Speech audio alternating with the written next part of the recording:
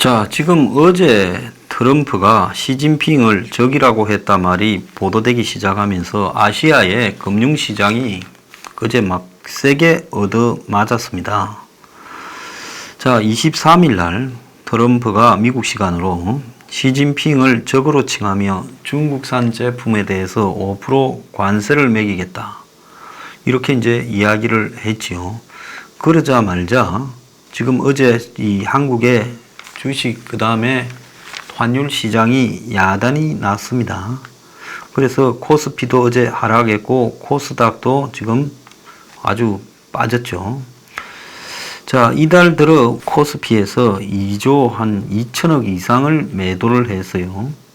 코스닥은 어제 4.29%를 내렸어요. 지난 그 신라젠 사태 이후에 최대의 낙폭을 기록했습니다. 아시아 전체가 그랬어요.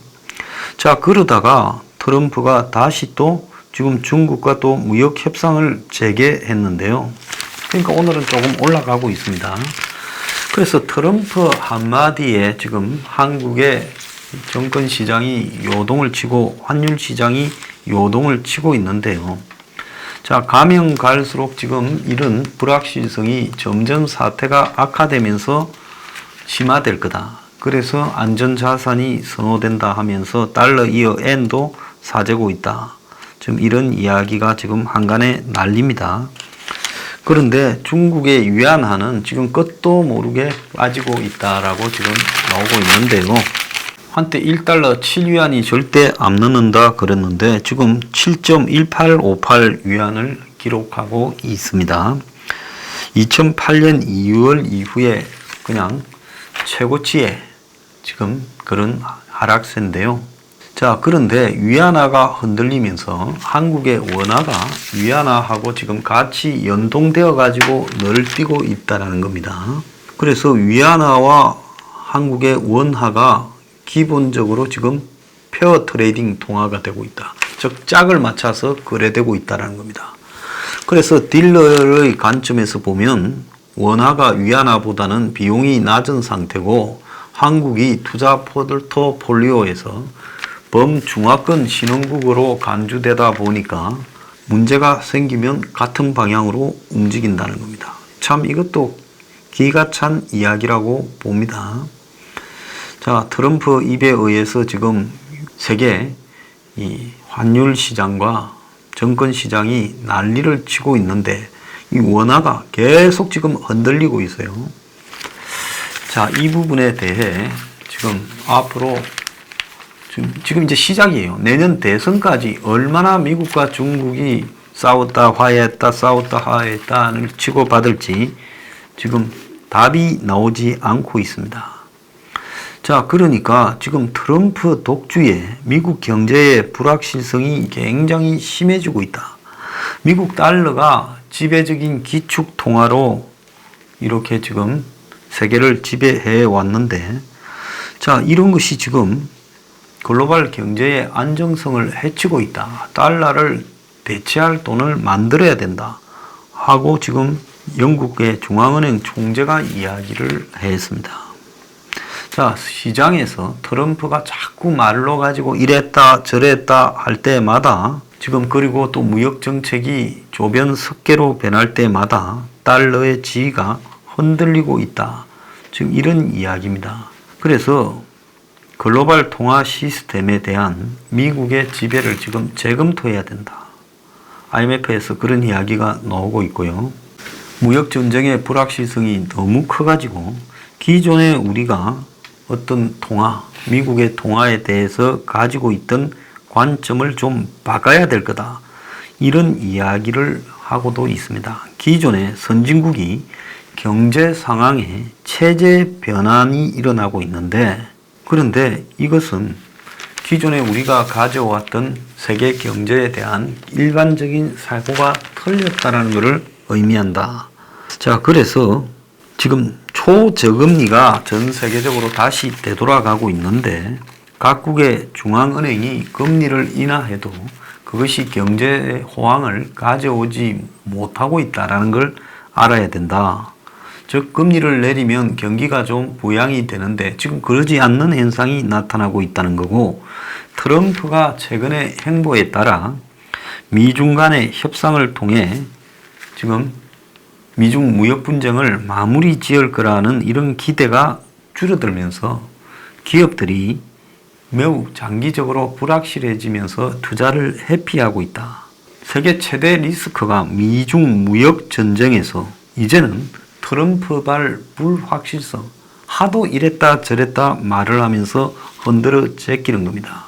자, 그래서 트럼프가 심지어 미국이 지금 불확실성의 조성의 일주범이기 때문에 금으로 그냥 아예 달러를 대신해야 된다 이야기까지 나오고 있는 상황입니다.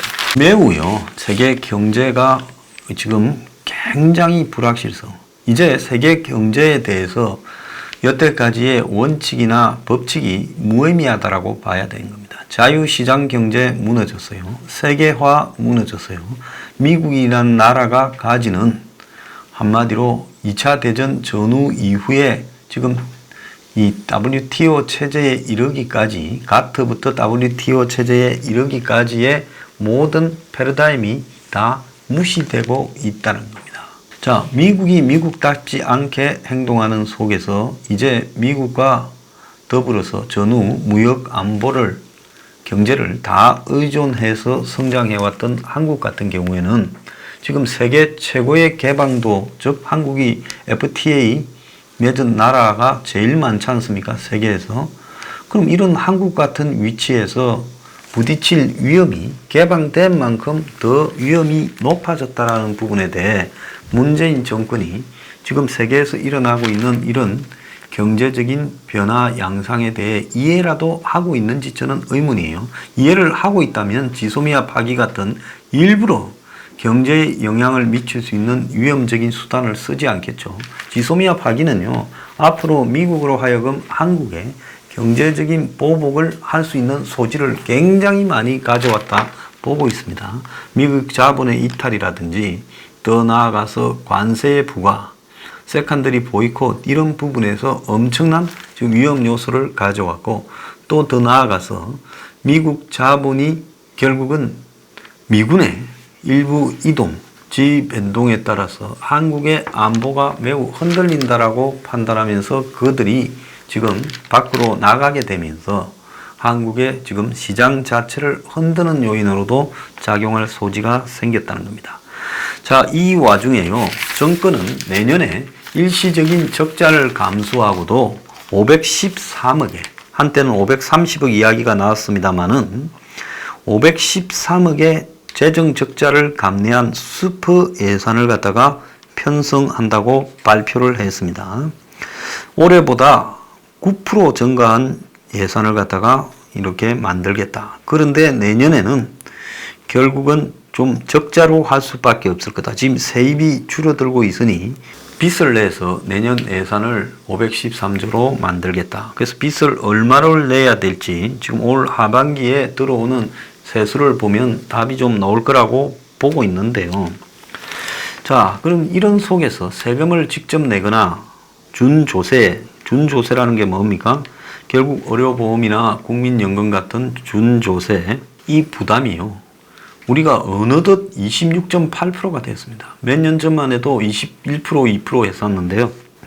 그래서 작년에 준조세 포함 국민 부담률이 25.4%였는데 이제는 26.8%.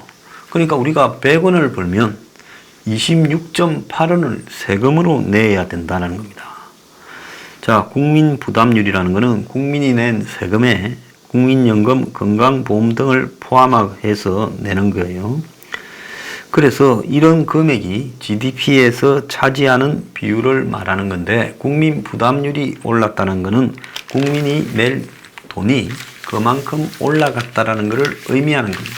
노무현과 이명박 정권 말인 2007년과 2012년에는 이게 변하지 않아서 23.7%였고, 박근혜 정권 말인 2016년에는 24.7%밖에 안 됐습니다.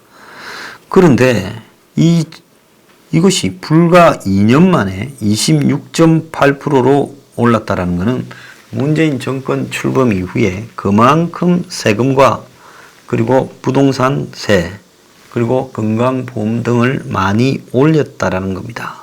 그래서 한 중견기업에 다니는 40살 먹은 사람은 손에 쥐는 돈은 2년 전이나 똑같아요. 그래서 세금 내고 건강보험, 고용보험, 국민연금 등을 줄줄이 오르면서 400만 원 월급은 그대로인데, 근데 이 사람이 월급은 2년 새 83만 원이 올라 498만 원이 됐는데 실제 손에 쥐는 돈은 420만 원에서 480만 원으로 60만 원 올랐다는 겁니다. 자, 이것저것 뗀 금액이 20만 원 안팎이 되는데요. 그러니까 월급은 83만 원 올랐는데 손에 쥐는 거는 월급 오른 것 중에 60만 원밖에 안 늘었다는 거죠. 소득세가 오르고 건강보험료가 오르고 고용보험료가 올라가서 지금 그렇다는 건데요. 자, 집이 20평대 아파트가 있는데 재산세가 무섭게 지금 올라가고 있다는 겁니다. 자, 우리가 선진국 수준의 복지를 완벽하게 누린다면 국민 부담률이 좀 높아도 되는데 한국의 중산층 같은 경우에는 복지에 거의 사각지대에 있지요. 그래서 OECD 평균이 34.2%인데 그런 나라들에 가면 복지의 수준이 상당히 높지요. 그런데 우리는 그런 복지 수준을 갖지 못했음에도 불구하고 최근 4년 동안 2.3%나 올랐습니다. 자, 그래서 국민들이 실질적으로 쓸 수 있는 소득들이 줄어들고 있는데 이런 식으로 올라가고 있다. 이게 참 우려되는 부분입니다. 조국이 이야기한 재산비례 벌금제, 이것도 좀 자세하게 이야기를 해야 될 것 같은데요. 지가 온 사방에 지금 의혹을 다 낳고 있는 사람이 엊그제 정책을 발표하면서 같은 범죄를 저질러도 재산이 많으냐 적으냐에 따라 벌금을 갖다가 다르게 내는 재산비례 벌금제를 이야기를 하고 있습니다. 자, 그래서 범죄 행위의 경중에 따라 벌금 일수를 먼저 정하고 여기에 피고인의 경제 사정을 고려한 하루치 벌금액을 곱해 총 벌금액을 산정한다. 지금 이런 이야기예요. 뭐 너무 벌금이 이래 복잡해서야 되겠습니까? 그래서 0.14% 음주 농도로 처벌을 받았을 때 연봉이 1억 5천만 원이면 또 한 사람은 연봉이 2천만 원이면 현재는 700만 원으로 벌금을 동일하게 내는데, 자, 벌금을 내지 못할 경우에는 이걸 이제 노역형으로 하지 않습니까? 그래서 일일 환산 10만 원으로 가정했을 때 700만 원 벌금은 똑같이 얼마씩이에요? 70일간 유치가 돼요. 그런데 재산비례 벌금제가 될 경우에 일일 벌금액으로 두 사람에게 돈이, 아까 월급이 1억 5천만 원 받는 사람은 일일 30만 원, 그리고 2천만 원을 받는 사람은 일일 5만 원으로 한다는 겁니다. 그래서 벌금을 최대 70일이니까 일일 30만 원으로 계산해서 70일 계산해서 2,100만 원으로 하고, 그 다음에 5만 원을 내는 사람은 70일을 계산해서 350만 원을 매긴다는 거예요. 자, 복잡한데 이렇게 되면 결국은 좀 없는 사람은 벌금 액수가 낮아지고 또 있는 사람은 많이 내니까, 지금 조국이 없는 사람들한테 욕을 먹고 있으니까 벌금 낼 돈을 좀 까준다라고 해서 선심 쓰듯이 하고 그걸 있는 사람들한테 받겠다 하는데, 쥐는 있는 사람과 여태까지 같이 놀다가 이제 마치 없는 사람을 위해서 벌금을 작게 내게 해준다라는 벌금 선심을 쓰는 것처럼 보이는데요.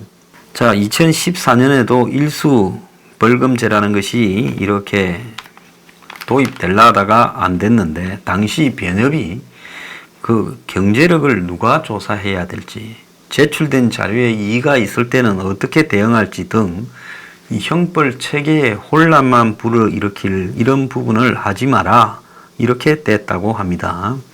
그래서 지금은 소득 증빙이 많아져서 일부 선진국에서 하는 이런 것을 하면 된다, 이렇게 하지만은 좀 웃긴다고 생각을 합니다. 조국이 지금 이런 문제를 이야기하는 것은 후암무치하다고 저는 보고 있습니다.